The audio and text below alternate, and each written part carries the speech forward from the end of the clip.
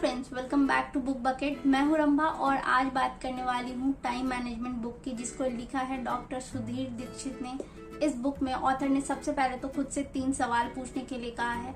इसके अलावा टाइम को सही तरीके से मैनेज करने के लिए, टाइम का सही तरीके से उपयोग करने के लिए 30 प्रिंसिपल भी शेयर किए हैं, जिनमें से आज मैं आपके साथ 5 प्रिंसिपल शेयर करने वाली हूँ और बाकी के 25 प्रिंसिपल जो हैं वो मैं नेक्स्ट वीडियो में शेयर करूंगी। सबसे पहले हम ये समझते हैं कि हमें खुद से कौन कौन से सवाल पूछने चाहिए। कई बार हम लोगों को ये लगता है कि हमारे पास टाइम बहुत कम है और काम बहुत सारा बचा हुआ है, और इस वजह से हमारे दिमाग में कई बार ये थॉट्स भी आते हैं कि एक दिन में 24 घंटे ही क्यों होते हैं, काश थोड़े और होते हैं। सबसे पहला सवाल हमें खुद से ये पूछना चाहिए कि हमें टाइम की कमी महसूस क्यों होती है।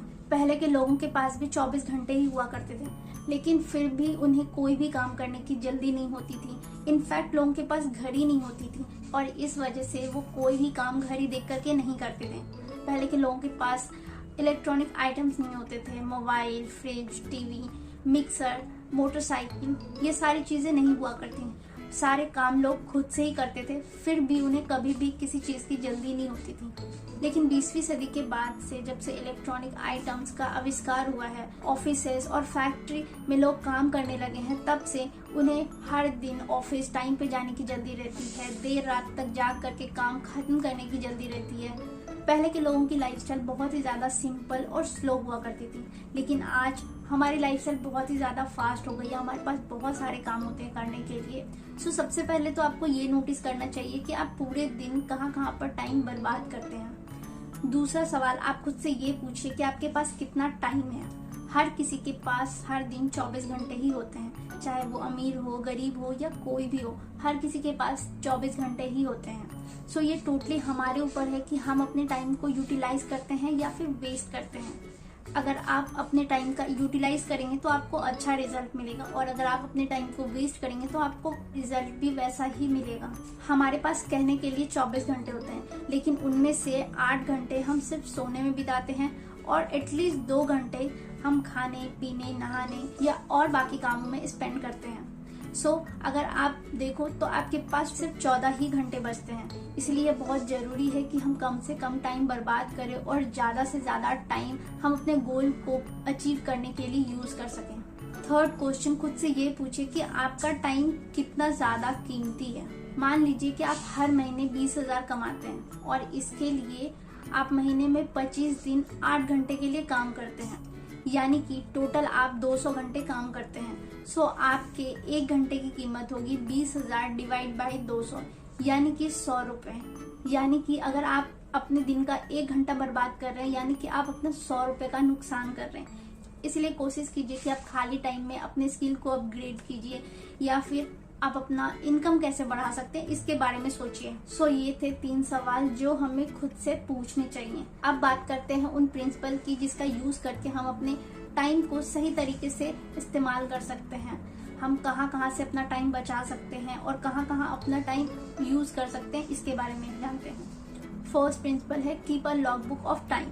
जैसे कि आप हर महीने अपने पैसों का बजट बनाते हैं कि आपके पास इतने पैसे हैं, आपको उन्हें यहाँ पर खर्च करना कंपलसरी है, और कहाँ पर आप फिजूल खर्ची बंद कर सकते हैं, रोक सकते हैं, उसकी पूरी रिकॉर्ड मेंटेन करते हैं, उसका बजट बनाते हैं। वैसे ही आपको अपने टाइम का भी बजट बनाना चाहिए।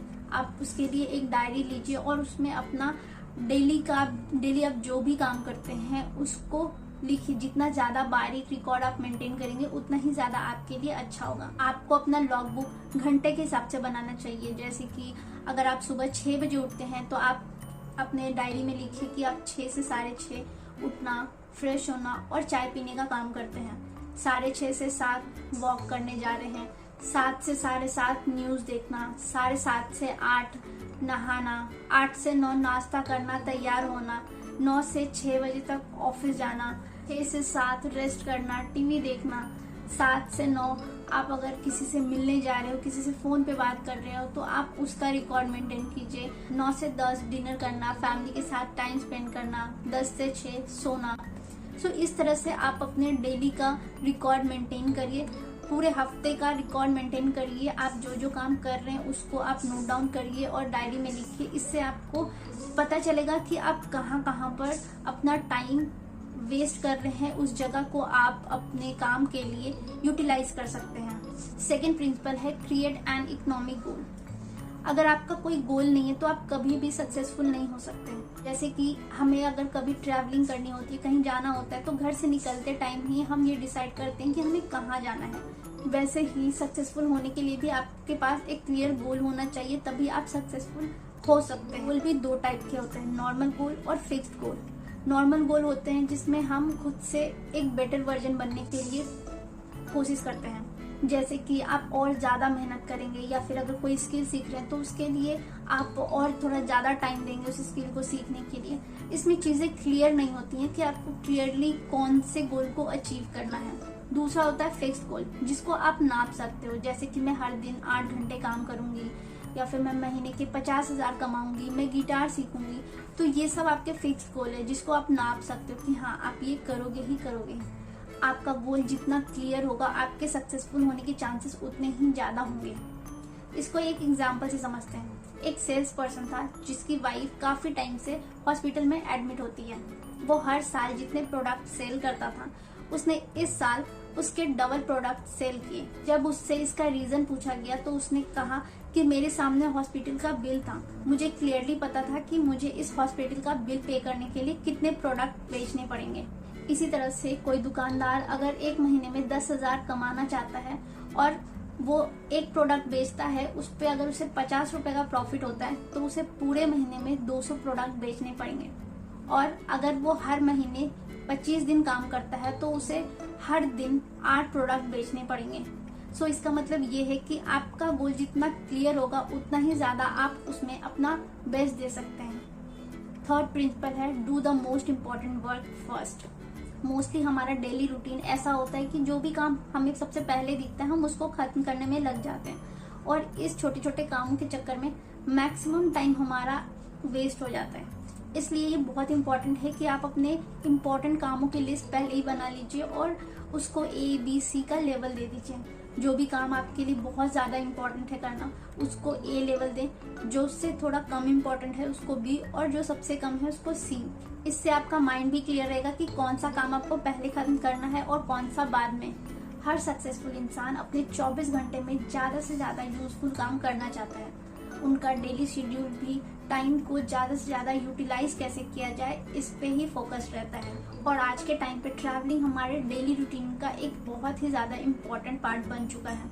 आज के टाइम पे हर इंसान कहीं ना कहीं ट्रैवल करते ही रहता है, चाहे वो ऑफिस जाना हो, ऑफिस से घर आना हो, या फिर कहीं और जाना, शॉपिंग के लिए जाना।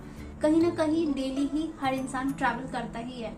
डिफरेंस बस इतना ही होता है कि मैक्सिमम लोग ट्रैवलिंग के टाइम पे मोबाइल में या तो कुछ गेम खेल रहे होते हैं, या फिर गाना सुन रहे होते हैं, या फिर कोई मूवीज देख रहे होते हैं। लेकिन जितने भी सक्सेसफुल लोग होते हैं वो ट्रैवलिंग टाइम को भी बहुत ही ज्यादा स्मार्टली यूज करते हैं। महात्मा गांधी जब ट्रेवल करते थे तो वो नींद लिया करते थे ताकि वो हमेशा फ्रेश फील करें। नेपोलियन जब अपनी सेना के साथ वॉर में जाते थे तो वो रास्ते में लेटर लिखा करते थे ताकि वो अपने टाइम को यूटिलाइज कर सकें। एडिशन अपने टाइम की बर्बादी को लेकर के इतना ज्यादा ही कॉन्शियस रहा करते थे कि वो अपने ट्रैवलिंग के टाइम पर भी रिसर्च में लगे रहते थे। माइक्रोसॉफ्ट के फाउंडर बिल गेट्स ट्रैवल करते वक्त अपने मोबाइल पर काम से रिलेटेड बात किया करते हैं। एक बार तो उन्होंने अपने गैराज में अफ्रीका का मैप टांग दिया था ताकि इग्निशन ऑफ करते टाइम भी उनका कुछ सेकंड बर्बाद ना हो। टाइम को लेकर के सभी सक्सेसफुल लोग बहुत ही ज्यादा अलर्ट रहते हैं। इसी तरह से हम भी ऑफिस जाते टाइम हमारा बहुत सारा वक्त बर्बाद होता है, सो हम भी उस टाइम को कोई इम्पोर्टेंट काम में यूज कर सकते हैं। हमें भी एक छोटे मोटे कामों की लिस्ट बनानी चाहिए जिसको हम ट्रैवलिंग के टाइम पर निपटा सकते हैं। ट्रैवल करते टाइम आप कोई बुक भी पढ़ सकते हैं, इसके अलावा कोई एजुकेशनल वीडियो देख सकते हैं, अपने काम से रिलेटेड कोई वीडियो या फिर कोई बुक पढ़ सकते हैं। हर दिन हमें कई सारे छोटे छोटे ब्रेक्स मिलते हैं जिसमें हम कई सारे काम निपटा सकते हैं, लेकिन मैक्सिमम लोग उसको बर्बाद कर देते हैं। फिफ्थ प्रिंसिपल है लर्न डेलीगेशन।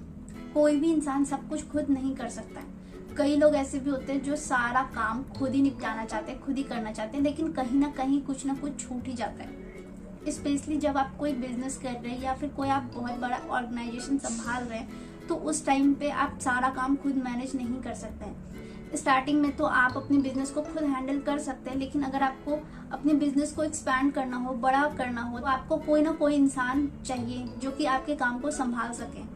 सो इसके लिए जरूरी है कि आपके काम को संभालने के लिए आपको ऐसे लोग रखने चाहिए जिसको आपके काम से रिलेटेड स्किल आती हो।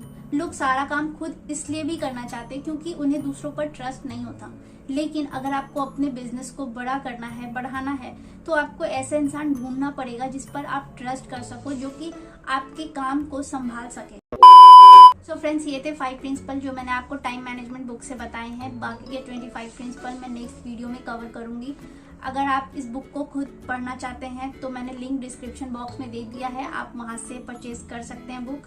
एंड आई होप कि आपको ये वीडियो अच्छा लगा होगा। अगर अच्छा लगा है तो इस वीडियो को लाइक, शेयर और इस चैनल को सब्सक्राइब करना मत भूलिएगा। मिलते हैं अगली वीडियो में, तब तक के लिए बाय बाय।